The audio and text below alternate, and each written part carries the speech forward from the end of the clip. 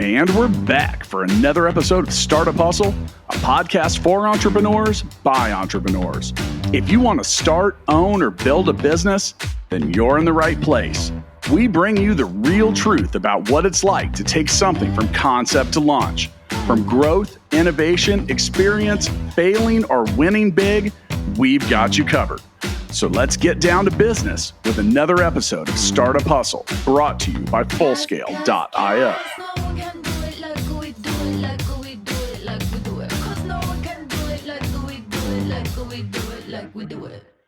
And we're back. Another episode of Startup Hustle. Matt DeCoursey here with another conversation I'm hoping that will help your business grow. So, LinkedIn. We all know it's there. I don't think many people know how to use it. It's Facebook for business people.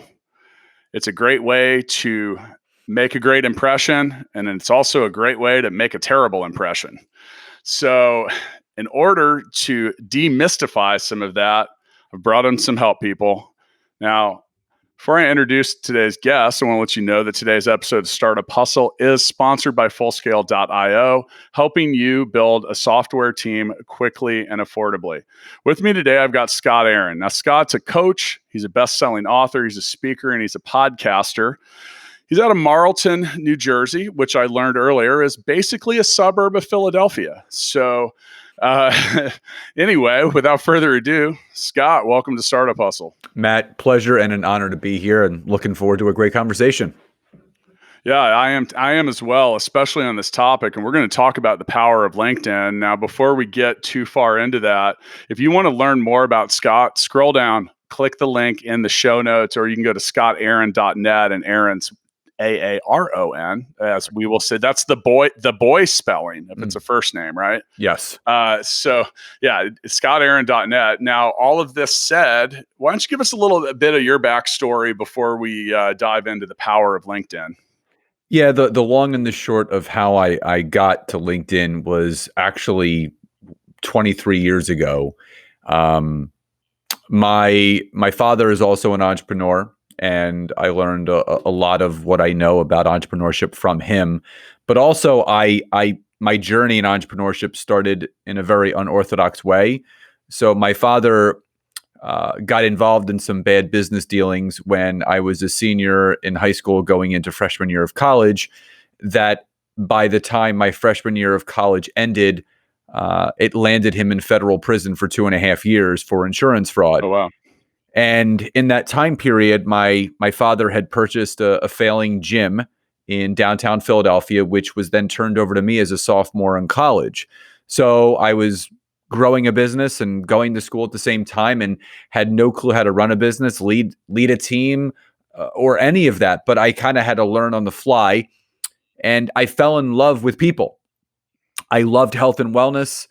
Within that first 2 years, I got my certification in sports nutrition, personal training, and group fitness. Grew the membership by 4x. So we was about 300 when I took over and 1,200 by the time my father came back.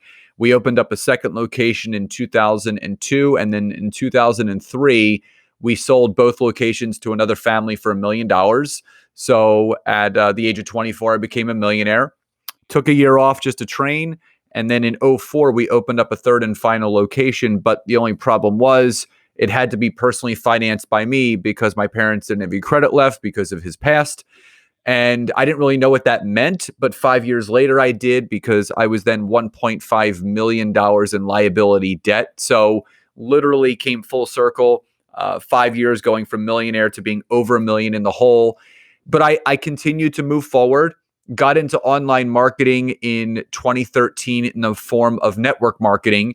It was a health and wellness company that still exists called Isagenix, because I was tired of sending people to GNC Vitamin Shop and bodybuilding.com. And I said, I have this whole network of people that know, like, and trust me. And if I back something and it works for me, it could work for them. And that was spurred from a question that a friend of mine asked me, and he said, listen, if you get sick or injured and you can't perform your job, what would you do for income? And that was one of the scariest questions that I've ever been asked. And that was kind of triggered the whole, like, you know what? I need multiple streams of income. The average millionaire has 4 to 6 streams of income, and I had one. I grew a very, very successful online wellness practice, amassed close to $400,000 in the 4.5 years that I built it. But a big shift came in 2015, 2016. Number one, my gym was failing. It was holding me back. And I needed to make a decision to get rid of it. But the only problem was I was the personal guarantor of the lease, which meant I was financially responsible for every dollar that was owed on that business, which was another $450,000. At the same time, I launched a coaching practice that was teaching people how to build and create genuine connection, build an authentic brand, and grow income using LinkedIn the way that I had for the business that I was growing. I realized that I struck oil, and I realized that I was solving a problem that a lot of people have, which is not generating leads. So they can't have conversations. They're not having conversions into their business, which isn't leading to income. And I solved that problem. But my problem was I still had this gym hanging over my head. I went to my attorney and I said, here's the deal. Here's my situation. What do you suggest? Now, the gym at this point was losing about $3,000 a month. My two other businesses were thriving and growing, but all of the profit was being funneled back into a failing business that, in all honesty, Matt, was my dad's dream, not mine. So my lawyer said, listen, you got two options. You can continue to funnel money, or number two, you file for personal bankruptcy and move on. So on July 1st of 2016, just about 4 years ago, I filed for Chapter 7 personal bankruptcy. 30 days later, closed the gym, which was July 31st, and I haven't looked back since. And why LinkedIn was so powerful for me is because I realized the art of human connection can never be automated. So you see all the software and all the auto messages and auto connections, and the person that speaks to the most people organically is always going to win. And that is exactly what I teach people today. So now, before we get too far into this, and I'm really looking forward to this topic because I use LinkedIn for a whole lot of stuff. And I got a lot of do's and don'ts. I'm really looking forward to this conversation, but for a little foundational, here's some statistics for you people. So LinkedIn has 610 million members, of which 303 million are monthly active users, and 40% of those visit the site daily. So people are there. They're doing a lot of stuff, but there are some things that you need to do to prepare to be taken credibly, or to be taken seriously, or to appear to be credible. If you've listened to this show a lot, you've heard me use the phrase, you need to look like you're in the business of doing whatever it is you say you do. And that starts with the way a profile looks and the way that you're presenting yourself. And that's the first thing on your list, correct? It's like, and look, what did your mom told you, or your dad, or someone told you, said, hey, look, you only get one chance to make a good first impression. Yeah.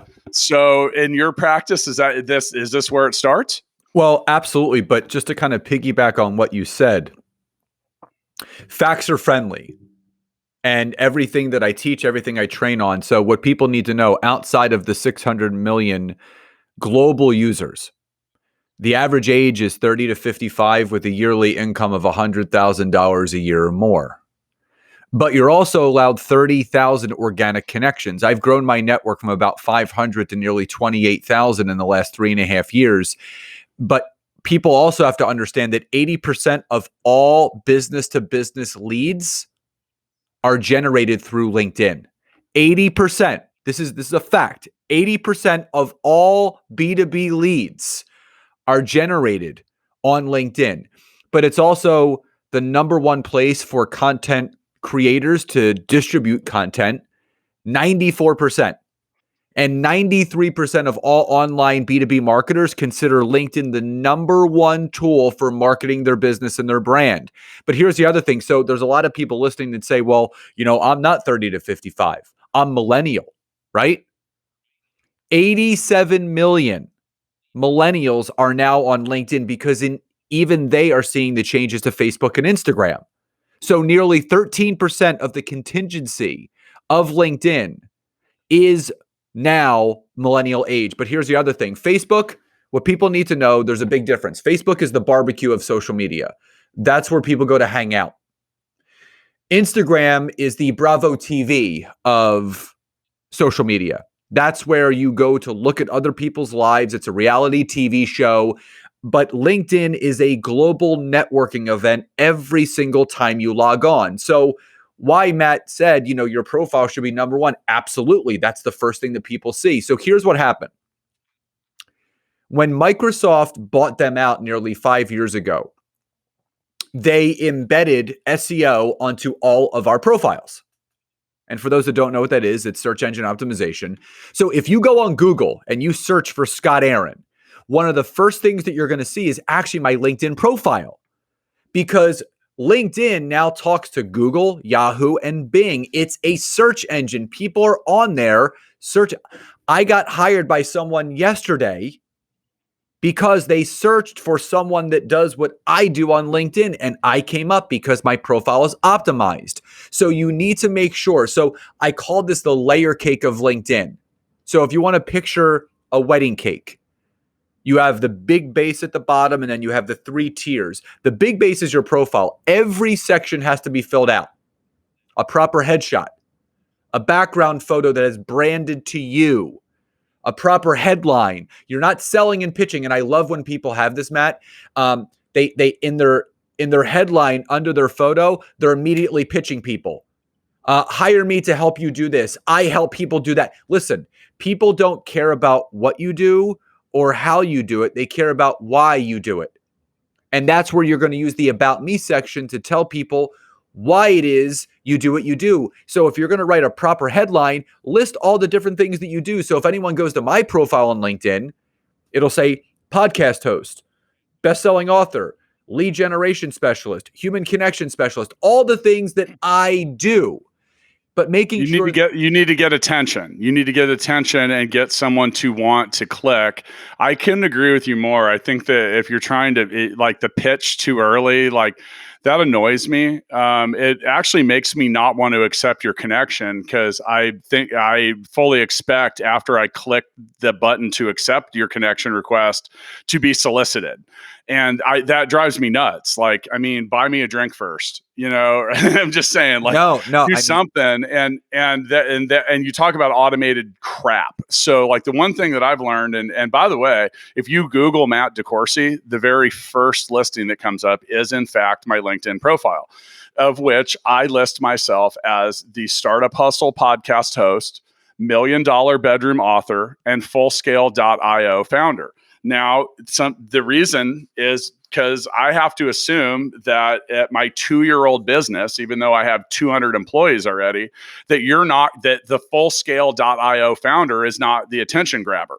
Startup Hustle podcast host seems a lot more interesting. Oh, I click this. Look, your goal with this is just to look, I'm an interesting, credible, or potentially valuable person for you to be connected with. And like you said, if you're pitching in your headline, dude, it's over. You're not getting in front of people the way that you need to. So what I've always learned is just put your most interesting shit up front. I don't necessarily like being known as the startup hustle guy in Kansas City. To many I am, because I'd rather be the full scale guy. That's actually where I move mountains and do stuff, but but it is what it is. So put your most interesting stuff up front. The same thing with an author. Now $1 Million Bedroom, people are fascinated with that title. They're like, what's in the bedroom? I don't know. Buy a copy and find out. So some of that, and I agree. Now let's go on, because about the about part, I think that's where you should be immediately talking about what you're passionate about. It's not just your CV/resume. What are you passionate about? Literally mine says the Startup Hustle podcast started as a need to complain about the ups and downs of entrepreneurship. That's why we started the show, man. Yeah. You go back to The Golden Circle by Simon Sinek. People do not care about what you do or how you do it. They care about why you do it. And you have to let them know. And that's what the about people that put their contact info and their email and their phone number and their About Me section. I'm sorry. It's not a yellow page listing. It's your way. I call it unzipping yourself to someone that doesn't know you. You want to bring them as close to you as possible without having to sell or pitch. But but it is all about credibility. So, making sure that your experience section is filled out from top to bottom, listing all the things that you currently do or you previously did. Those are all key words. Making sure that the education section is completely filled out, licenses and certifications, volunteer experience, having all 50 skills and endorsements listed. But the number one section that is completely overlooked and underutilized is the personal recommendation section. So the recommendation section on LinkedIn, I call it the Better Business Bureau of LinkedIn. This is where people go to check your credibility. So if someone was to go to my recommendation section, there's over 430 written recommendations that I've gathered over the last few years of people that have spoken about my credibility and my authoritative figure in the marketplace that says, yes, this guy knows what he's doing. So I don't have to sell anything because I know what I'm doing. And I have at least 430 people that are also saying, yes, he knows what he's doing. So I do have a free download on my website, scottaaron.net, which Matt actually mentioned earlier in the episode. You literally, show notes. Yeah, you literally just go to the show notes or my website. It says free infographic, put your name and email, and you get delivered it's 6 tips to perfecting your profile. But making sure, and how do you get those recommendations? Literally just click on the button that says ask for recommendation and start with friends, family, coworkers, clients, ex-coworkers, ex-clients, people that you know, like, and trust that will write a nice recommendation for you. So if your profile is not filled out properly, you're invisible, and you'll know you're invisible because everyone has a dashboard on their profile. And it's above the About Me section, and you'll see something that says how many people have visited your profile, how many searches you've appeared in, and if you've made a post, how many people saw it. If those numbers are glaringly low, you are invisible and you have no chance of gaining visibility and building that know, like, and trust with your audience. I have a couple things I'd like to add here. So I'm a big believer. There's a section right up top that says featured. Okay. And that part, like in mine, so you can get if you should have a video about yourself, like somewhere, somehow, something that, and for me, it originally started with just like me in front of a camera talking about what I like to do. And then I evolved it a little bit. So like currently I have one link, and these, you can just, if you have a YouTube upload, I've got one so we made an explainer video that talks about all the things that Full Scale does and how we do them. And it's less than 5 minutes long. I have that in there, and I have another one related to the Startup Hustle podcast. And then below each of those, I have inserted the link, like I'm the CEO and co-founder of Full Scale. That link, that video is there as well. So, one of the things that, like Scott mentioned, okay, so let's say you manage to not be invisible. What happens if you get people to come to your page? Like, now what? Like there's no better time. Like, okay, before we hit record, I mentioned to Scott, I'm like, well, we always suggest that you click the link in the show notes because there's no better time to get you as a listener to do that than right now. Yeah. Because you're already here. If we got to get you to come back, the statistics show you're probably not coming back to listen to this episode again after you've heard it. So be prepared. And these things like matter, like the thumbnails that you're using, all of this stuff. And then one thing that I really want to encourage people to do is always check your profile and the way that it shows up in web and mobile. Okay, because a lot of people they're like, oh, I got this cool header, and then they don't ever look at it in mobile, and they realize it looks like total shit because their own picture is overlapping or it's too small. Like, keep it simple. And one other thing, when it comes to your about section, don't write a frickin' book, people. Like, put a couple bullet points. Don't make it too long so no one reads. Okay. So the profile, hopefully some of these tips matter. I like your point. It's kind of funny. I don't have any quote recommendations. I'm endorsed by like a gazillion people for a gazillion things.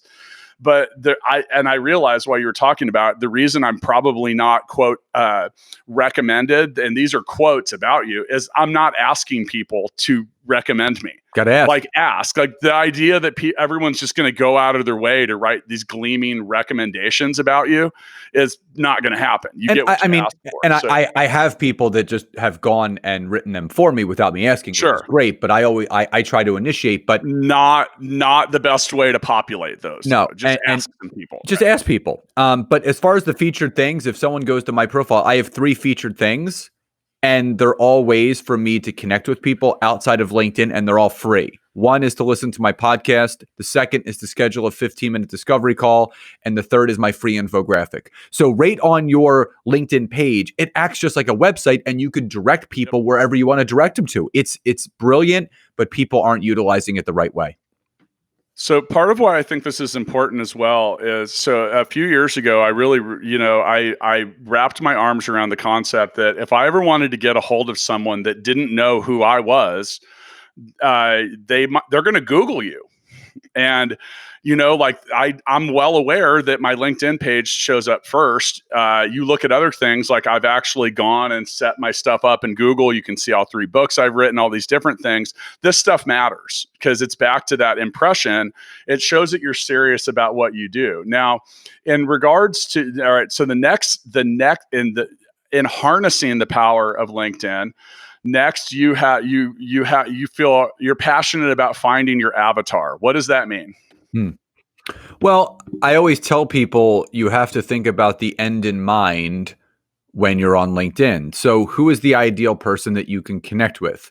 Who is the ideal person that you can collaborate with? Who is your customer or client? Who's that person? So when you can define exactly who that avatar is, then you'll know exactly how to build your network. So for me, when I started my online business, it was a lot of wellness professionals, personal trainers, nutritionists, gym owners, because that's what I did and that's what I knew. So I knew that I would have the most relatable conversation with a stranger that had the same business background as me, because we would share a lot of relatable points.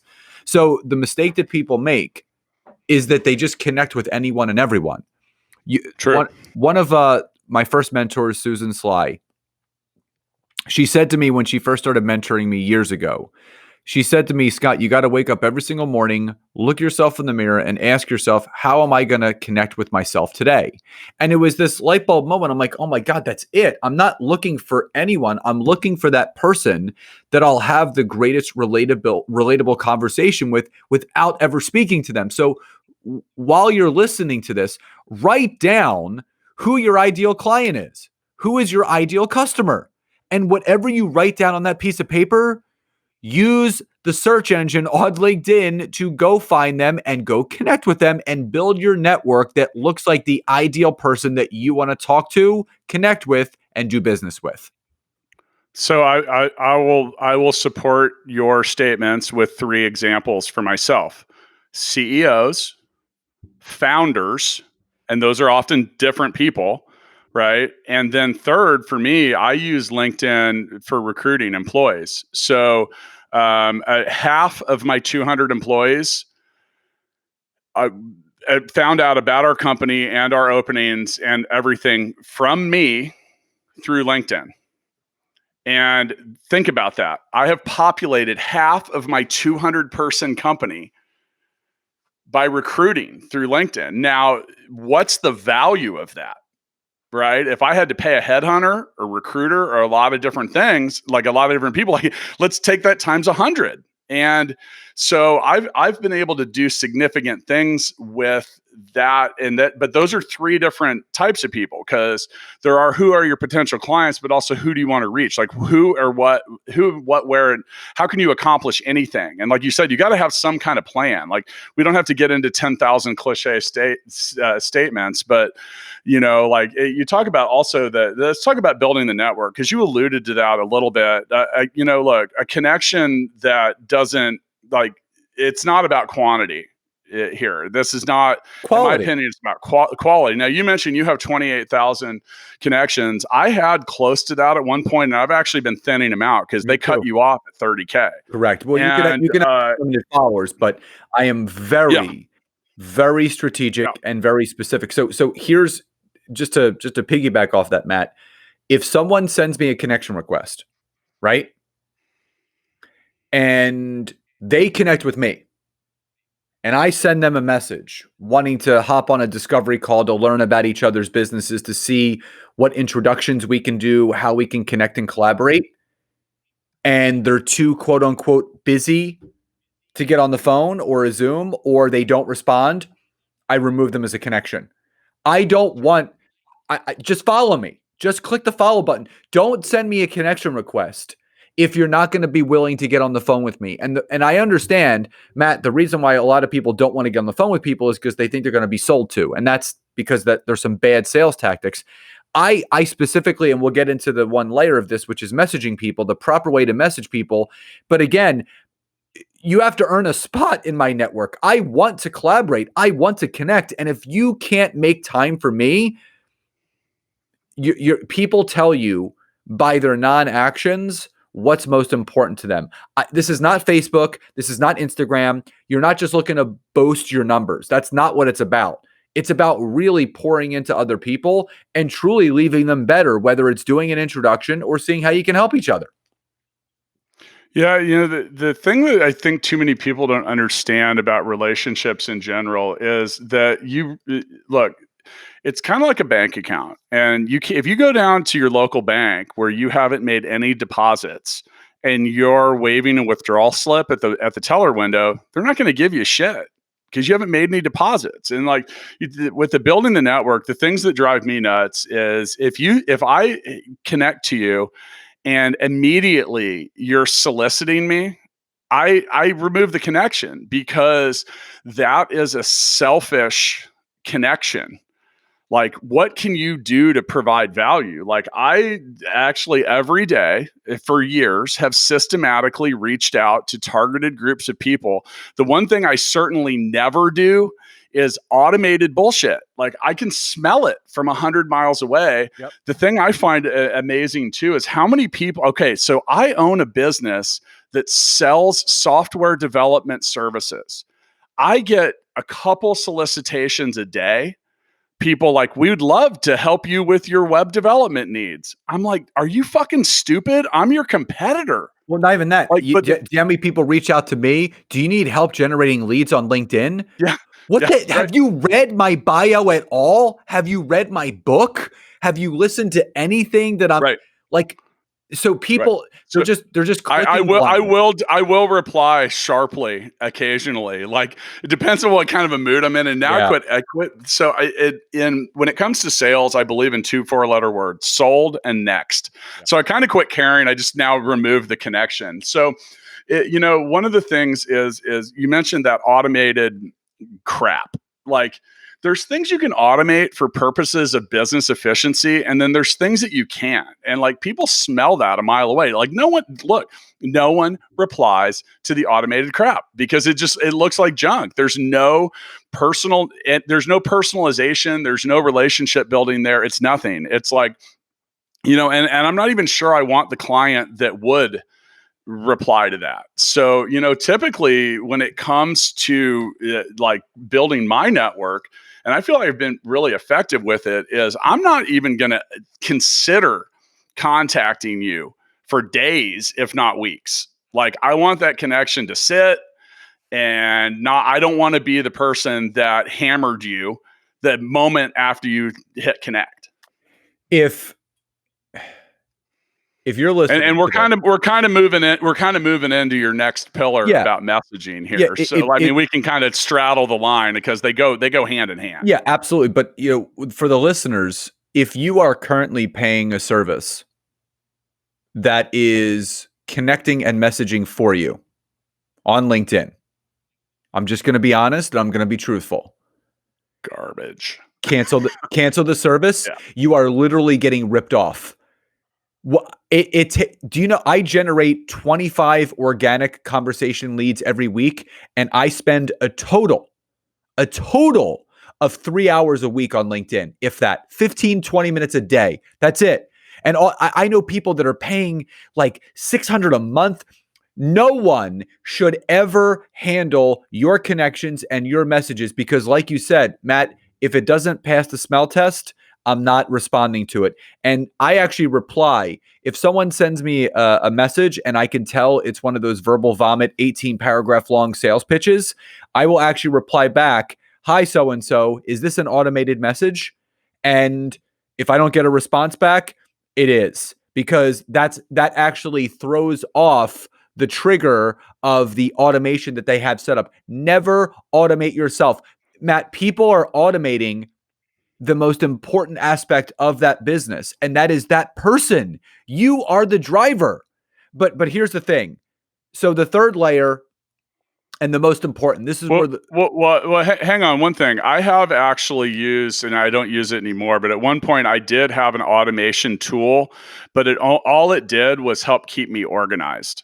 So I could create search criteria and narrow it down to specific people, and it was helping me organize my own connection efforts. Because like if you search CEO, you're going to get like a gazillion responses. And and part of what I had done, because like I said, I try to be systematic about it, like focusing on different markets and stuff like this. So this tool helped me gather who I wanted to reach and it just made things a little easier, but none of it was about automated messaging. Now at the same time, I might seem a little automated, because part of how with recruitment is I do have a couple messages that are basically, but still introduce myself in a personal way. It's like, talking about the opportunity that we have to offer. And it really leads to I don't mind doing those messages, because I'm immediately providing value to the recipient. I'm like, hey, look, we have opportunities that exist in your industry and your career field. If you're interested in exploring them, click this link. And for us, that's for our developers, that starts with them doing a simple assessment.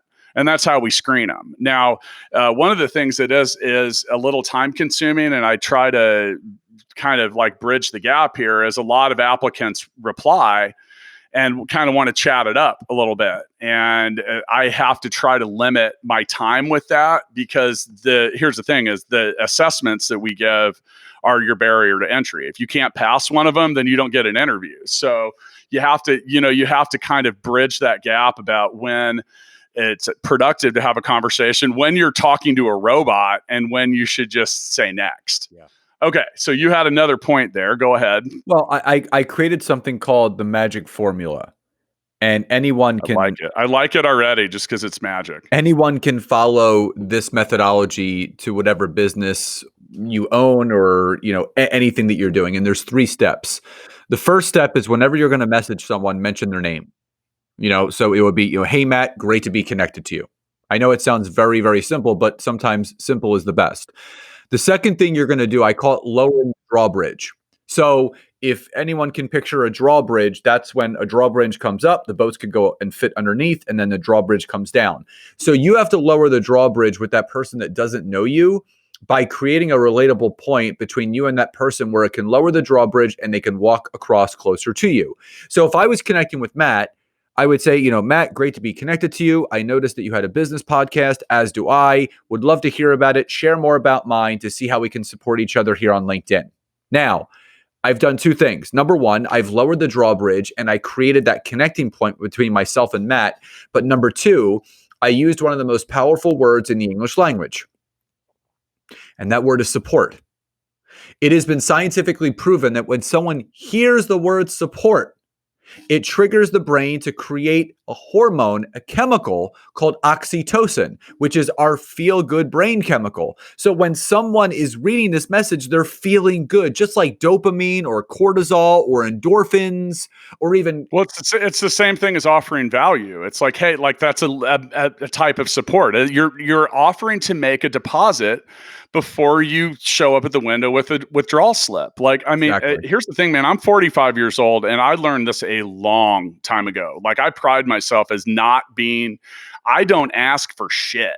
But when I do, it's because I actually have a meaningful request, and I'm it's kind of funny, because I really don't. I hold back. Like hold back and hold back and hold back and hold back and hold back. And I think that that's the right approach, because in some cases with so many people, you get to ask once and it should matter. And you want to I just like providing value. Like, what can I do to support you? What can I do to help you?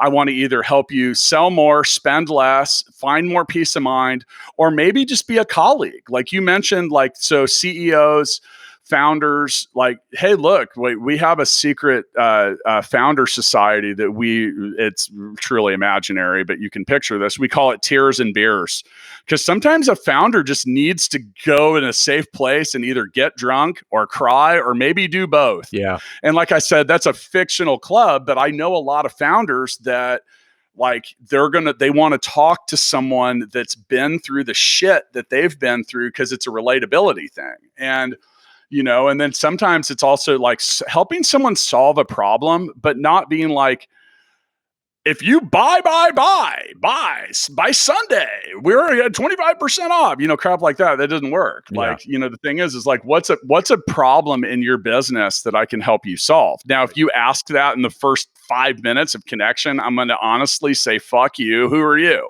Right. Now, on the flip side of it, sit back, pay attention to what's going on, interact with people's posts and you can find a situation, because people are on LinkedIn and Facebook and stuff, they're often expressing their need for help when it comes to something. And if you're paying attention to what's going on, that's a good time. That's when I'll actually message. I'll be like, so I noticed that you were saying that you needed developers for a certain project. That's something that we do, and I might be able to provide some value for it. And then one thing I always do in that situation is I always it's that typical call to action thing, but I'm the founder of gigabook.com. It's online booking. Here's my link. If you're interested, pick a time, let's chat, make it real easy. I don't want to burden people with having a 12-minute conversation with me before giving them the, hey, let's just get straight to the point. Right. So it's a bit of a challenge. You want to try to bridge the abrupt and the hey, I'm too chatty, because that's not great either. Yeah. But I mean, that's for me, that's when I'm going to engage a message, is at that time, rather than I think if you send anything that, I don't know, if it looks automated, it is. Yeah. Well, so, all right. Well, and the most important part is the third aspect of the message is a CTA, a call to action. If questions lead to answers, statements lead to nowhere. So if I just say, Matt, let me know when's good for you, he's never going to let me because I haven't asked. But if I said, do you have any time this week or next week for a call, he's going to respond back if he does. So the simple analogy that I tell people is you have to ASK to GET. You have to ask in order to get. And honestly, you can craft that message any which way you want. But if you truly follow those 3 steps, you're going to get a high response rate. Yeah, and I don't even ask I don't say, are you available? I'm saying, here's the times I'm available. Pick one. Yeah. And look, the people are busy. They don't want to sit. They don't want to talk to you. They don't want to do chitty chat bullshit in the messenger feature of LinkedIn or really anywhere else. Yeah. That's the thing is you also don't lead with that. Schedule an appointment. I've got stuff to talk to you about. That's not a great approach either. So, okay. So the next part is something I'm really high on. You're a huge advocate of content creation. Now, obviously, as a podcast host and an author, we're both content creators. We do a lot of stuff. I think that the creation of content, especially on a platform by platform basis, requires different thought and different approach. LinkedIn especially, look, LinkedIn's a business networking platform. You shouldn't be posting pictures of your dinner. That's not really the way to do it. Yep. But what are some of what's your take on creating content, some do's and don'ts? Well, number one, if you're going to create content, create one piece of content a day. And I don't care if it's a post, if it's a video or an article, make sure that you're creating one new piece of content every single day. Now, the second thing, if you're going to create content, make sure it does one of 2 things.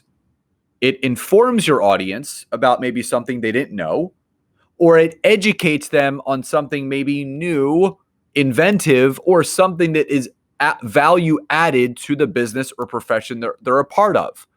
The big thing is you never, ever want to sell or pitch or post links or join this webinar All you're looking to do is to add value to someone's life. So, Matt, I always tell people, put yourself in the passenger seat instead of the driver's seat. So don't put content out there because it's what you want to say and it's because you want to talk about it. Think about what your network needs to hear. Think about what content you could produce that's going to leave them better. They're going to take something that you taught them and they're going to add it to their life, and it's going to leave them better than when you first found them. So instead of speaking about things that you want to constantly talk about things that you know that's going to leave your audience better. I think another thing with content, and you talk about, so Seth Godin's a pretty well-known author. We mentioned Simon Sinek earlier, but Seth wrote a book called Tribes. And if you can get people to interact with your content to the point where they're having as meaningful of an experience with each other as they are with you, you're winning. You are winning. And there are ways to do that. You see some people do it effectively, but the people that effectively get interaction and action on their post are typically inciting some kind of question or conversation or something where people can provide value. And sometimes, so I have these, I had our marketing department make these little business cards that ask some interesting questions that create conversation. And some of them are just entertaining, some of them are not. But like, I'll give you an example, like, what makes your business different? What's your entrepreneur superpower? If there was an owner's manual about you, what would it say? And some of this stuff is, like I said, like, here's the thing is it's interesting. Now, some of those things, other things too, is providing value. Like I have one that I post these in different places, but tag someone that you want to do business with. I'm literally like saying, hey, like, take a shot. And just different things. But if you can get people to interact with these things, then you're onto something. Now with LinkedIn, their algorithm is very interesting because the more people that are liking or sharing it, a LinkedIn post can be shown for weeks on end. Facebook typically buries your shit after a couple days, even if it's popular. I posted, but LinkedIn will go forever. Yeah, I posted. I got married about 10 days ago, and I always, as much as I talk about business on LinkedIn, it's my responsibility to also humanize myself to my network. I want them to know me, and I want them to be along for my journey in life and in business. And I shared a wedding picture of myself and my wife, who's also on LinkedIn, and it's still getting engagement today. People are still liking and commenting, and I posted that a week ago last Sunday. So it is completely different than Facebook and Instagram. Now, on the flip side, I do real well on Facebook, to be honest with you. Oh, I do too. I love Facebook. I know how to use it. But it's way different. Yeah. And another thing too is, you talk about the limitation of audience size and interaction. Facebook stops you at 5,000. Yep. And there's a different way of getting to know people. Now, one of the things that I tell people when it comes to relationships and content and interaction with other people is do yourself a favor and exclude sex, politics, and religion from your posts. You have a much greater chance of alienating someone than you do of befriending them with any of those topics. I try to steer clear of them altogether. And there's just a case in point is, let's just say, and I'm not a religious person, but let's say Scott is and I am, but we're like, oh, we're both religious, we must agree on everything. You don't. Same thing with politics. Like, dude, I got to tell you, like, I have literally excluded people from business opportunities for the bullshit that they post online. I'm like, you're a fucking hater, man. Like, and it's like they surprise you and you're not doing yourself any favors. And honestly, people really don't care that much about, like, are you the president? Because if you're not, I don't want to hear your 4 times a day dissertation about why he's right or wrong. Like and I'm, like I get it. I have my issues with a lot of things, but I realize that it's not an endearing quality. Yeah. Like statistically with politics, you got a 50-50 shot of pissing someone off. With other things. And then with the sex part, that's just not, dude, just avoid it. It's not what you should be online talking about. So, keep in mind that your ability to alienate is way stronger than your ability to get people in line. So, another thing with content is, I'm a big advocate of this is, look, content for the sake of creating content is not effective. Like, do it right. If you have an iPhone, like the current one, you have a 4K video camera in your pocket. Like, put yourself in a spot where you're not in the dark, that's quiet, and do it right. If that's all you've got, like, I'm sitting even here. my videos that I post on LinkedIn are shot on my phone. And yeah, sure, they're studio quality. They look fine. I'm sure they look fine. Yeah, that's my point. But people don't often do that. And that, like, find some light, find a quiet space. People show up for this podcast occasionally, and I'm like, are you in the bottom of a well? And that's the thing though. It's like, so people ignore content that has bad video and bad sound quality. You can get away with it. Look, everyone knows that you're not in Hollywood and you don't have the MGM studio there at your disposal.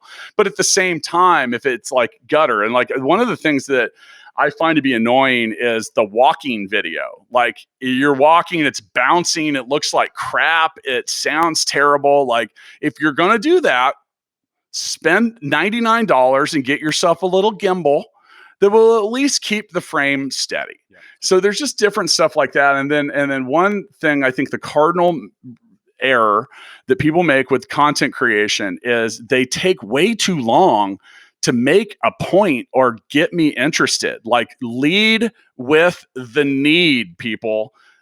Get it right up front. Yeah. Are you having a hard time getting this, or that to occur?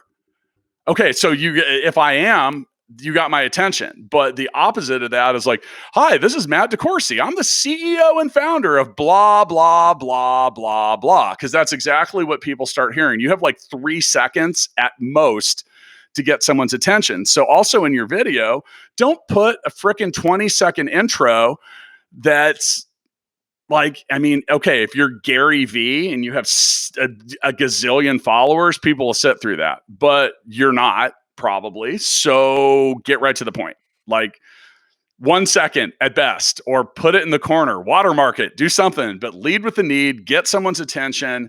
And you have to, with your content, you need to provide value. You have to help someone. Once again, if you can help on LinkedIn, if you can help people sell more, spend less, or preferably do both. And then don't undervalue peace of mind. You cannot put a price tag on peace of mind. So if you can help someone get peace of mind in their business or in however, that will often outrank the value of selling more or spending less. Because really, in the end, people just want to not live a life of aggravated everything. Yeah. Okay, so we made it through. I could sit in until this could be like a 3-hour episode. But so if you want to learn more about Scott, click the links in the show notes. He's got a lot of great stuff out there. Find him on LinkedIn. Don't be a jerk and solicit. Don't send me a spam message. Just send me a genuine message. The connection won't last. They won't last. Now, we end our episodes of Startup Hustle with what we call the Founders Freestyle. So we will each take a moment here to encapsulate or conclude any points or things that we needed to make. What are your closing arguments today, sir? The one thing that I always tell people is no matter what business you're in, it's the law of conversation. So at the end of the day, the person that's going to speak to the most people, impact the most people, is the one that's going to create the best business that's going to impact the most people. And as we continue in life, and especially during this interesting 2020 where the pandemic has kind of taken things over for a good number of people, not Matt and not myself, because we live in the solution, not in the problem. It's all about moving forward every single day, whether it's a millimeter or a mile. and trying to figure out what exactly is going to need to happen to move that needle forward. And I'll leave you with two final thoughts. Number one, failures always open the doors to your successes. So the more often that you're willing to fail, the more often you're going to be willing to succeed. And never forget that there are millions upon millions of ways of how to succeed. And there's only truly one way to fail, and that's to quit. Never quit. You are guaranteed to find a way to succeed. Well said. Overall, and I'm going to get real rudimentary here. So LinkedIn, if you want to use it effectively, LinkedIn has limits. Like you can send about 100 connection requests in a day. That might even be down. I think at one point it's a little higher. You can send so many messages. You can so many things. If you want to be successful with LinkedIn, you want to build an audience, you want to do things, you got to make sure you mess with it every day. You got to, because here's the thing is if you can only send 100 connection requests a day, every day that you don't, you're missing out on 100 opportunities to get yourself in front of the people that you might want to talk to. You can't just show up one day and request 15,000 connections. It's not the way it works. The system won't let you, and it's not even a possibility. So, put a little bit of organization and thought behind it. For me personally, we mentioned who we want to build for our audience. Mine are CEOs, founders, or oftentimes people that would end up working for my company full scale. So I have to systematically approach that each day. I make sure I get my connection requests out and do a bunch of different stuff, and that you operate within the limits that LinkedIn offers. One of the things is just like anything else, man. It's just like practice. Like it's about having a routine, and it's about how bad do you want it. If you want to eat an elephant, you have to do that one bite at a time.